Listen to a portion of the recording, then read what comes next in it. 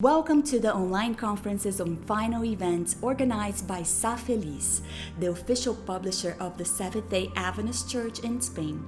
These lectures were prepared for Adventist people who have heard about the final events in the history of this planet for many years, or perhaps for just a few months, but still have questions or maybe need to have their faith renewed in the promises of Jesus. Christ's second coming is certain, but do we really know the Jesus presented in Revelation? Do we know what is going to happen before his return according to the Bible?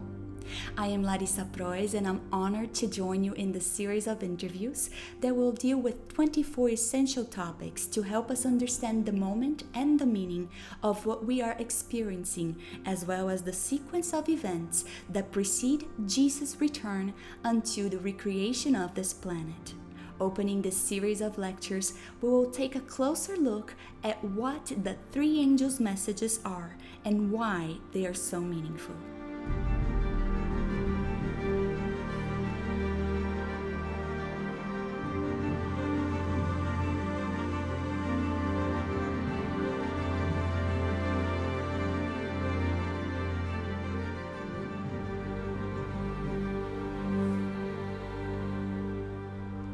Described in Revelation 14, the three angels' messages are at the heart of the mission to which Seventh-day Adventists were called. But what is the essence of these texts that many of us even know by heart? They are in the Adventist DNA, but how do they shape our identity as a religious community? Dr. Jacques Duchamp, Doctor of Theology, author and Professor Emeritus at the Adventist Seminary at Andrews University, is our first interviewee. Thank you so much, Dr. Duchamp, for being with us. Doctor, why are the three angels' messages so important? Okay, let me just say, first of all, how important it is and why it is important. And right away, I will, go to more directly to your question. It is, first of all, important because it concerns the world.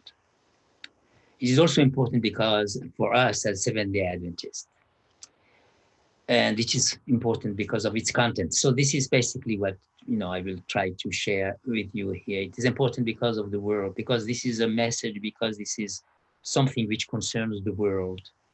It's something which is more than ourselves.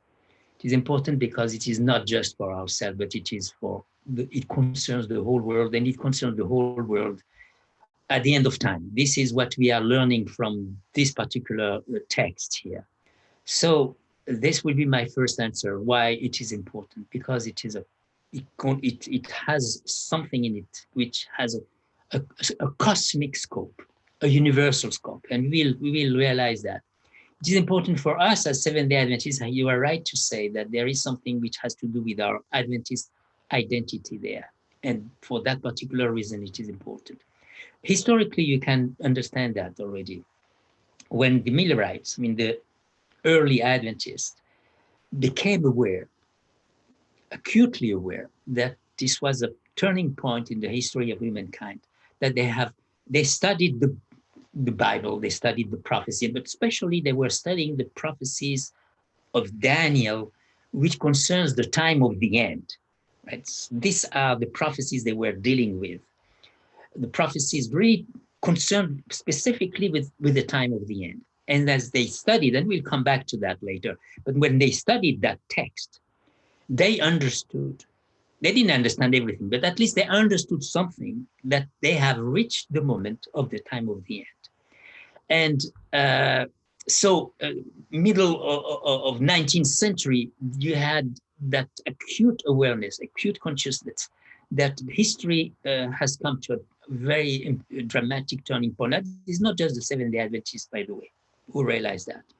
You have this awareness which has hit other religions, not just the Christians. We have, of course, this awareness which caught many Christians, Protestants, Catholics, and Jewish people. You have even Muslims. They thought that they were studying some kind of a prophecy, and some Muslims at least realized that the 1844, they kind of studied that text, was the time where the Messiah would come. See, we are not the only one who have gone. And Jews, some ultra-Orthodox Jews realize that they have reached the moment that the Messiah would come. So we are not the only one. We are not just, a little sect who is crazy and we think that. So you had a movement, a big wave throughout the world of people, realizing that they've reached the time of the end. And not only religious people, by the way, non-religious people. You have people who did not even believe in God. So they started thinking about the destiny of the world. This is the moment when people were thinking about evolution. This is the moment where people were thinking about, saving the world through Marxist theory. All these things, all these currents happened at the same time. So this is telling us here that what we are talking about is more than ourselves. It is an event which is right there in the scriptures and which talks about a moment, when a particular moment of time of the end. When the Millerites, these Adventist pioneers studying the prophecy, they realize by calculating from the data, mathematic data even, which is provided in these prophecies, they came to the conclusion, here we are. This is the time of the end. So then they studied the text, which is in the middle of the book of Revelation, in the midst of the book of Revelation, which really talks about the very time of the end. And this text is the three angels' message. So they realized this text, which speaks about the time of the end for the world, we are fulfilling, they realized they were fulfilling the prophecy at that moment. So they studied that text, right? They realized this text concerned them, talk about them as the people at the time of the end, God's people at the time of the end. And so that made this text actually the basis for Adventist history and for Adventist identity. And we will discover that because of the content of this particular text, which is found in the book of Revelation, in chapter 14, exactly the middle of the book of Revelation. You have that text. Doctor, this message has been preached for more than 150 years and Jesus has not yet returned. Could it be that this apparent delay is what has caused lethargy, apathy, and perhaps disbelief? Because we are talking about something that is just not happening? The first thing, what we are talking about is, what is the content? What does this text mean? What do we have there in this text which makes it really relevant? What you are talking about is the relevance. We just talk about it is important. Now, how is it relevant today for me, for you, and today especially of this moment? First of all, let's just address, will not solve the problem you are raising here, which is a big problem. That is the problem of the waiting, which I will come later at the end, perhaps. But the fact that we are, confused by the fact that we are waiting, and nothing is coming, and we may lose some faith. And perhaps maybe we need to realize that we need to understand the content of this text. By the way, this is a text which I already said that it concerns. It's a text which is supposed to be a mission, talking about, we need to proclaim. All right, we need to proclaim. Okay, so therefore, you have this idea of proclamation, but what are we proclaiming? As we were saying, what are we saying? The Lord is coming and he's not coming, and at least we don't see that. And we are talking like this, and we may lose, as you said, not only conviction, but also, the right argument, the power of argument. So perhaps what we need to do, and this is your question, is to come back to the text and try to read the text, to read it with fresh eyes, so to speak, with a fresh, see what is this text saying. First of all, what he's saying in the text is that when Revelation 14 said, well, I saw another angel, right, flying in the midst of heaven, having the everlasting gospel to preach to those who dwell on earth, to every nation, tribe, tongue, and people, saying with a loud voice. So what does that mean? First of all, is that, and that's something perhaps we need to realize, and as long as we have not realized, then we lose touch from the significance of that, is that the message we are supposed to bring to the world will have to reach everyone, not just some cuckoos, lost in the somewhere, not just people who are naturally religious, not just people from the Western world who could understand the Bible, but it says here every nation, tribe, tongue, people, and it goes in midst of heaven, which means that if what we are bringing to the world is not universal, speaking literally, it doesn't touch everyone. If it is not relevant, this is what you are saying in your question, then it's not important. And what we are missing very often, and here touch perhaps a very sensitive nerve, is that we are bringing something important in words which are not relevant. And that kills the importance. Sometimes I have the impression that we live in a bubble and that we're talking to ourselves. Many Adventists do not befriend people who do not belong to the church. So if we don't know people's real needs, is it possible to make these messages relevant? How can these life and death warnings reach people's hearts? I had a friend many, many years ago. He was a very good Adventist. He was working in the post office, and one morning he came to me and said, whenever there is a new employee in the post office, I tell him everything, from the Sabbath to 1844. And now I said, after that, it's not I'm no longer responsible. I said to him, how come that you are no longer responsible? You killed him with this whole thing. So in other words, he did not communicate with that person. He did not work with him. He did not come with him. So I think the problem of this man is that he lives in a cell. He lives in a cocoon. You see, he did not live with the people. So we need to learn. Basically, yes, we need to learn how to live with people. We need to learn. We need to go out of our little circle in a way. I mean, to answer your question, when I read the text, I don't believe that the Adventists are the only ones who are going to do that.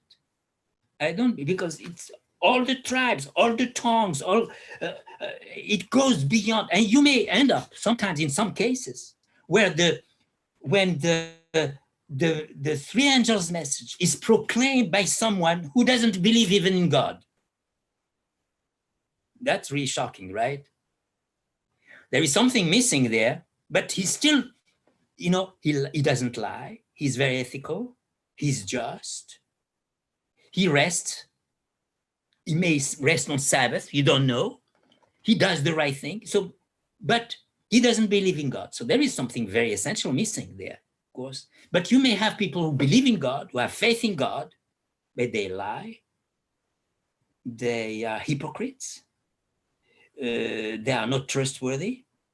So they don't have the fear of God. If you don't fear God and you don't worship Him, you can speak about judgment and you can speak about creation. They are not going to believe you.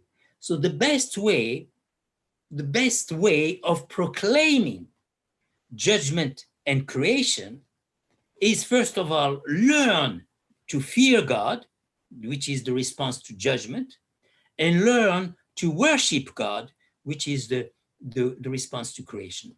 And there, in these two components, you have a big program where I don't think, I'm sorry to say, we have really engaged very far. We have not, as Adventist people, I'm not sure, but I'm not so sure that we have learned really how to fear God. We know that it is the seventh day of the, we know all the 10 commandments and so forth, right? We are informed about them, but do we live them? Do we have really the fear of God? We know that we should not kill. We know that we should not steal. But do we have really the fear of God? Are we aware of the God who is invisible in our life, on the marketplace, in the church? And that's what we need to learn. And it seems to me that instead of a message of total dependence on God, unfortunately, we have reversed the focus to something like God is the one who depends on us for the completion of his work of salvation. We have turned really the message of dependence on God. God is the one. Worship him into the doing for God. You know what it is, that approach? This is the approach of Babel.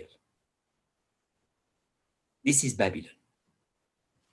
We do it by ourselves to reach, we go upwards, when actually the Bible is saying God comes down, we go upwards, and in our imagination that we think that we are going to make it and reach heaven. And you know what's going to happen then? The same story as the Tower. They wanted to reach the door of God. They climbed and built and built and built, and ultimately it's God came down. So whatever, as high as you can go upwards, in order for God to reach you, he has to come down. You see, so you cannot make it upwards. We are all depend. Once you understood that, you understand paradoxically a truth which has to do with freedom. You will become yourself. You will become, when you are dependent on the God of creation, you are then alive. You are then yourself. You are then free. This is, you obey God's commandments, you take in consideration his way, his path, you end up blossoming. You are not ending up, being, a lord. You end up blossoming and become really yourself and free and happy. Well, that's the so by again, and maybe I don't know if we have reached the time of the conclusion here, but what's interesting here, what I could do for the conclusion is that you have a blessing in the text, which is so significant. It contains all what we have been trying to say, the two of us here.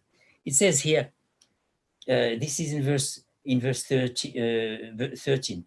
Blessed are the dead who die in the Lord from now on. Yes, says the priest, that they may rest. Blessed are those who rest. It's interesting that in Daniel, at the end of Daniel, in the book of Daniel, the last verse, you have a blessing also. Blessed is he who waits. Blessed means happy. That's beatitude, which Jesus has used also. We have this a lot, this style in the book of the Psalms. Blessed is he. So here's blessed is the one who simply rests. Blessed is the one actually even who dies. I mean, we could take it in a spiritual sense. The day you will die to yourself, the day you will rest, you will be blessed, because God will do the job for you, right? And so that's what we need to learn. We need to, but the blessing is given to those who receive the blessing, who rest, so that God can work for them. And that's the three angels' message. God works for you. Blessed are those who receive it, and let him work for them. So to answer your question, who is doing the job? Sometimes we are going, God. When we let God do these things, we let him do it, and we are dependent on him, and we forget about ourselves and our reports and our boasting and all what I have done for God. When we forget ourselves and we allow him to say, then yes, the job will be done. Dr. Duchamp, thank you so very much for sharing with us not only the content, but also the meaning of this very important message. And thanks to you for starting this journey with us. This is just the first talk. See you next time.